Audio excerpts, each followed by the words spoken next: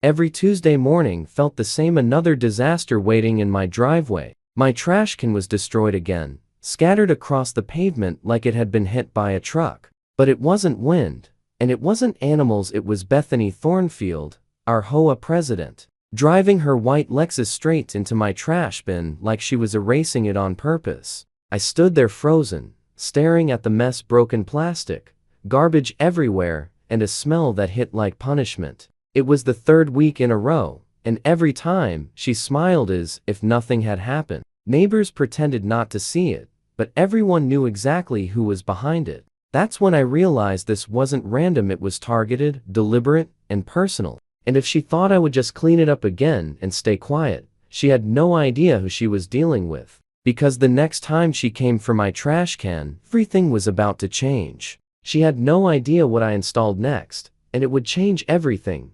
Starting the following Tuesday morning, my name is Lucian Delroy, and I didn't move into Willowbrook Estates looking for trouble. I moved there as a single father, trying to rebuild a life that had already been broken once. After losing my wife to cancer, every decision I made was about giving my daughter Savannah a stable future, something peaceful, something normal again. The neighborhood looked perfect on paper: clean streets, trimmed lawns, kids riding bikes, and an HOA that promised order and safety. At the center of it all was Bethany Thornfield, the HOA president. She carried herself like she owned every sidewalk she walked on, always polished, always watching, always correcting something that didn't meet her standards. At first, I thought she was just strict, the kind of person who cared too much about rules. But there was something about the way she looked at new families, like she was measuring whether they belonged. I didn't know it then, but that quiet, controlled neighborhood wasn't peaceful at all. It was just waiting for someone like her to turn it into something else entirely.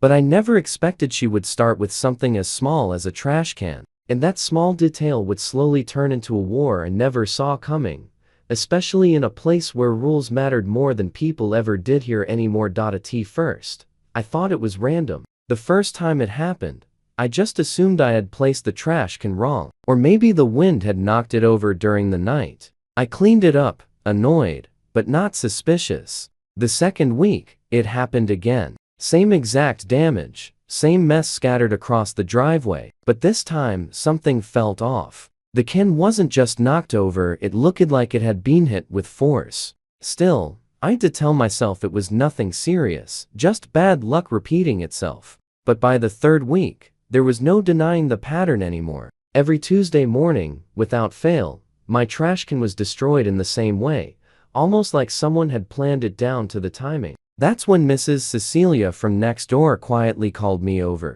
She hesitated before speaking, like she was afraid of being heard. Then she told me she had seen everything from her kitchen window. It wasn't an accident. It was Bethany Thornfield. She was driving her car straight into my trash can, backing up, and doing it again just to make sure it broke. Hearing that changed everything. Suddenly, every cleanup, every missed hour of work, every bit of stress made sense. It wasn't random anymore. It was intentional, and it was becoming a routine she enjoyed far too much. And what scared me most was realizing she never once thought anyone would ever notice, let alone stop her in time like this again. At that point, it stopped being just about a broken trash can. Bethany Thornfield didn't just keep destroying it every Tuesday morning, she started turning it into something I was somehow responsible for. A week after I found out the truth, I came home to a bright orange citation stuck to my front door. Improper waste management causing community disruption. I stood there staring at it, trying to understand how I was being blamed for damage I wasn't even causing. The trash can she had rammed with her own car was now listed as a violation against me. The irony was almost unbelievable, but the fine was very real. Then it escalated again. Another notice arrived the following week, this time with a warning about repeated non-compliance and potential legal action if the issue wasn't corrected, as if I had any control over what was happening at AM every Tuesday morning. I tried explaining it once during an HOA interaction, but Bethany just smiled politely and told me that rules applied equally to everyone, even if some residents were less careful with their property. That was the moment it started affecting more than just me. My daughter Savannah began avoiding the front yard entirely in the mornings. She'd leave early for school just to escape the embarrassment of neighbors watching cleanup after another incident. I could see it weighing on her. The confusion, the frustration, the way she started asking if we had done something wrong without realizing it. Every cleanup became heavier than the last, not just physically, but mentally. It felt like the entire neighborhood was being trained to believe I was the problem. And the worst part was realizing this wasn't random enforcement anymore. It was targeted, controlled, directed at us specifically.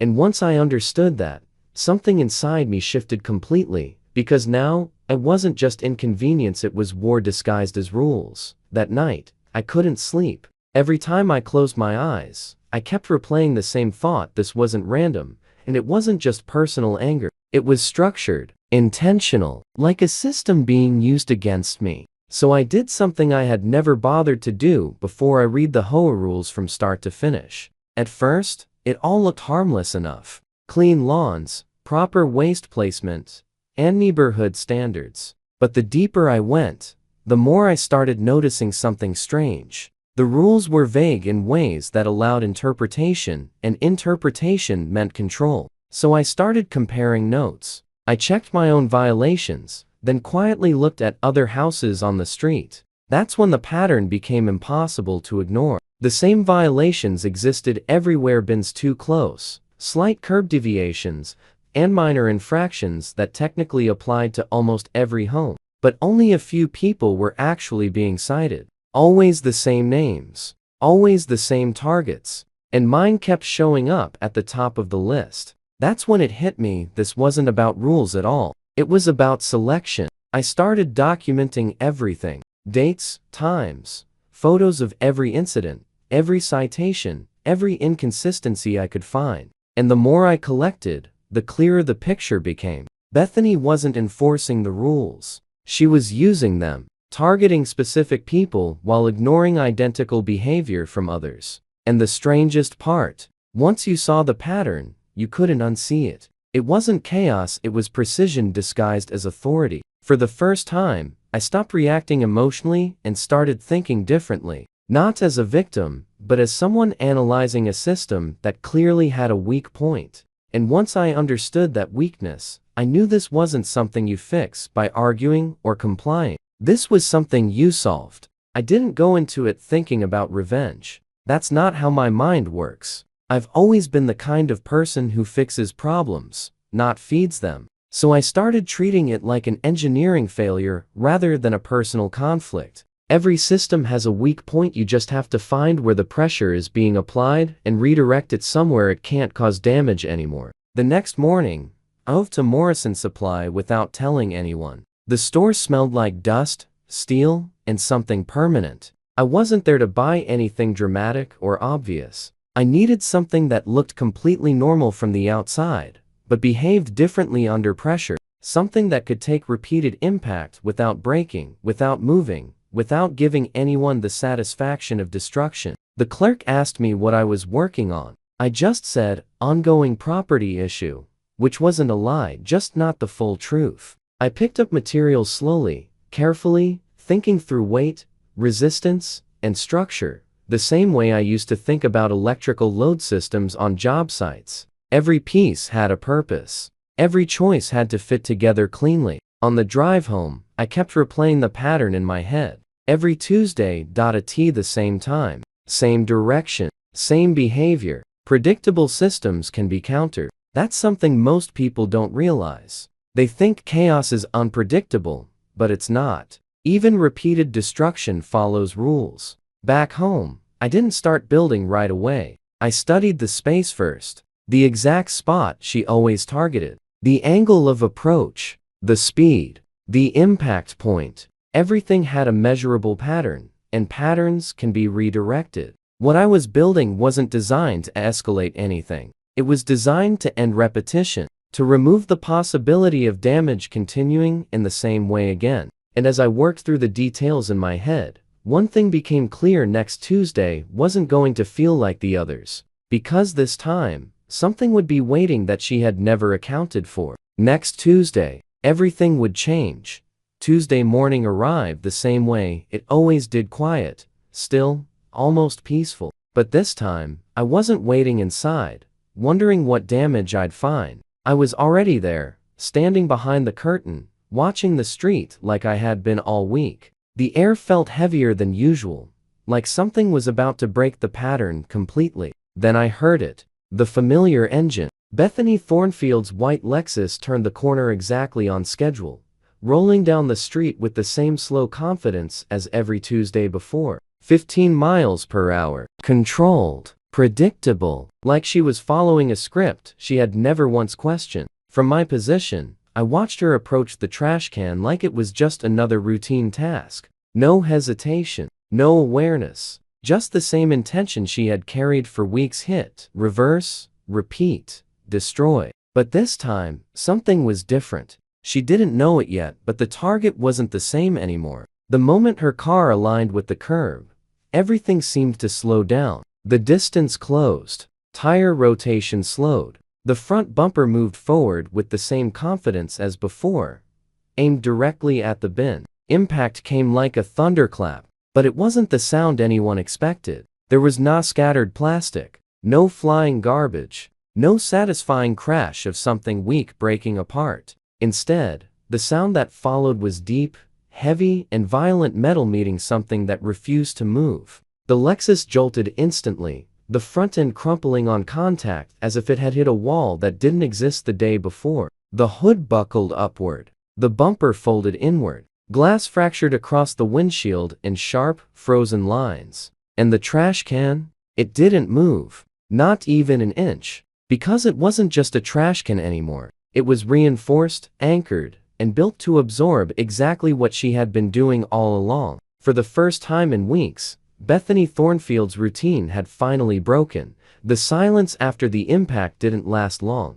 Within minutes, doors started opening all around the neighborhood. People stepped outside, drawn by the sound, watching the scene unfold in disbelief. Bethany sat frozen in her damaged Lexus, the front end completely collapsed, steam rising into the morning air. For once, she wasn't in control of anything. When the police arrived, she was already pointing fingers. She insisted it was a trap, that I had done something illegal, that the trash can was meant to damage her car. Her voice was sharp, desperate, but shaky in a way I had never heard before. That's when Mrs. Cecilia stepped forward and showed them the footage week after week of the same routine. Her car, my trash can, the destruction she caused without hesitation. The officer didn't say much at first. He just kept watching the recordings, his expression slowly changing. The pattern was undeniable. Intentional damage, repeated over time, captured in full clarity. And just like that, the story she tried to tell started falling apart in real time. By the time the insurance questions began, it was already over. The blame wasn't shifting anymore, it was settling exactly where it belonged. After that day, everything in the neighborhood slowly started to change. Bethany Thornfield was no longer the one in control. Her authority faded almost overnight, replaced by investigations, paperwork, and silence. The weekly tension that had once defined our mornings simply disappeared. No more citations, no more suspicious rules, no more destruction. She eventually stopped showing up altogether, and for the first time since moving into Willowbrook Estates, the street actually felt like home. People started talking again. Kids played outside without hesitation, and even the mornings felt lighter, like the entire neighborhood could finally breathe. Home. Things returned to normal too. Savannah stopped rushing out the door in fear and started smiling again over breakfast. The stress that had been sitting in our lives for months slowly dissolved, replaced by something we hadn't felt in a long time: peace. Looking back, it was never really about a trash can. It was about control, boundaries, and what happens when someone underestimates the consequences of their actions. Because sometimes, you don't win by fighting harder, you win by building something they can't break anymore. Before you go, I genuinely want to know, what would you have done if you were in my position? Would you have confronted her early, stayed quiet, or tried something completely different? Drop your answer in the comments, because I read every single one, and some of your stories are honestly crazier than the ones I tell here. If you've ever dealt with a neighbor, HOA, or someone who abused their power, share that too, because you're definitely not alone in this. And if you enjoyed this story, make sure to hit that like button and subscribe, because there are a lot more real-life style stories like this coming soon. Every week, I break down situations where ordinary people end up facing unbelievable conflict and how they handle it. Next time, I'm going to show you a story where a simple parking dispute turned into a full neighborhood investigation that nobody saw coming. You won't want to miss that one.